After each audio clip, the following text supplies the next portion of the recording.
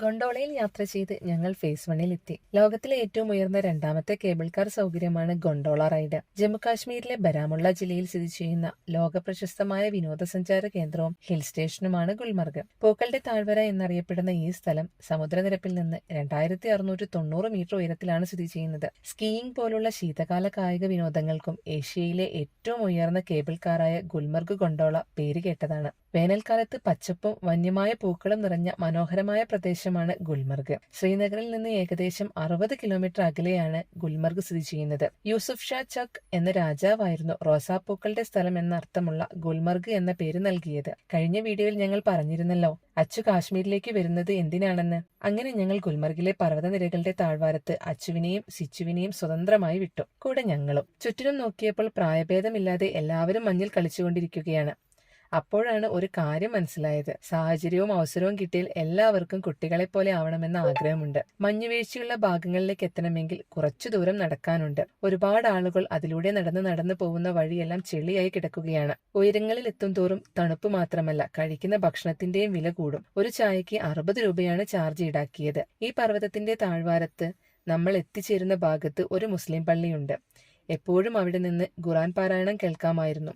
അല്പം ദുഷ്കരമാണ് മഞ്ഞിലൂടെയുള്ള യാത്ര. ശ്രദ്ധിച്ചില്ലെങ്കിൽ താഴെ വീഴും. മഞ്ഞ് കണ്ടപ്പോൾ അച്ചുവിന്റെ സ്വഭാവം മാറി. കളിക്കാൻ ധൃതിയായി. ഞാൻ നോക്കുമ്പോൾ മഞ്ഞിൽ കിടന്ന് നീന്തുകയാണവൻ. മഞ്ഞ് വാരിയെടുത്ത് അങ്ങോട്ടും ഇങ്ങോട്ടും എറിയുന്നുണ്ട്. അതിനിടയിൽ 1-2 ഏറെ എനിക്കും ലേനിയേട്ടനും കിട്ടി. പൂർണ്ണമായും മഞ്ഞ് അടിഞ്ഞുകൂടിയ സ്ഥലത്തേക്ക് പോകാൻ പറ്റില്ല. അവിടെ ജോലി ചെയ്യുന്ന BSF ഉദ്യോഗസ്ഥർ ഞങ്ങളോട് അവിടെ നിന്നും മാറാൻ ആവശ്യപ്പെട്ടു. ആദ്യം ചെറിയൊരു വിഷമം തോന്നിയെങ്കിലും ലേനിയേട്ടൻ അവരോട് സംസാരിച്ചപ്പോൾ ഫേസ് 2 നിന്ന് കിട്ടുന്ന ഇൻഫർമേഷന്റെ അടിസ്ഥാനത്തിൽ മഞ്ഞു വീഴ്ച കൂടുമ്പോൾ ചിലപ്പോൾ മഞ്ഞുപാളികൾ അടർന്നു വീഴാനുള്ള സാധ്യതയുണ്ട്. കൂടെ ഇടവിട്ട് മഴയും പെയ്യുന്നുണ്ടായിരുന്നു.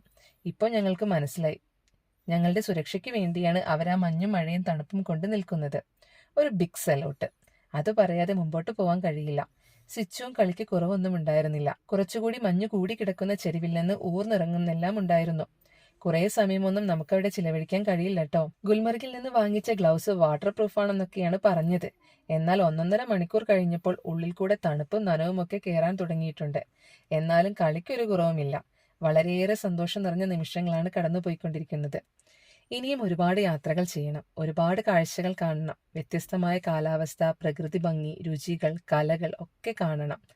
ഇതൊക്കെ നമ്മുടെ ജീവിതത്തിൽ പിന്നോട്ട് തിരിഞ്ഞു നോക്കുമ്പോൾ നമ്മുടെ കൂടെ ഉണ്ടാവുള്ളൂ. ഇത് കാണുന്നവരോട് ഒരു റിക്വസ്റ്റ്. എപ്പോഴാണോ നിങ്ങൾക്കൊരു യാത്ര പോവാൻ തോന്നുന്നത് അത് മാറ്റിവെക്കല്ലേ. മാറ്റിവെച്ചാൽ പിന്നീടൊരവസരം നിങ്ങളെ തേടിയെത്തുന്നു വരില്ല. ഓരോ ദിവസം കൂടുന്തോറും നാം വിവിധ കാര്യങ്ങളിൽ പെട്ടുപോകും. നമുക്ക് വേണ്ടിയുള്ള നിമിഷങ്ങൾ നമ്മുടേതാക്കി മാറ്റണം. അല്പസമയം നമുക്ക് വേണ്ടി ജീവിക്കുക, നമ്മുടെ ഇഷ്ടങ്ങൾക്ക് വേണ്ടി. വീണ്ടും നമ്മുടെ ഗുൽമർഗിലേക്ക് വരാം. കുറേയേറെ ഫോട്ടോകളും വീഡിയോകളും എടുത്തു. എത്ര കണ്ടാലും മതിവരാത്ത കാഴ്ചകളാണ് ഗുൽമർഗിലുള്ളത്.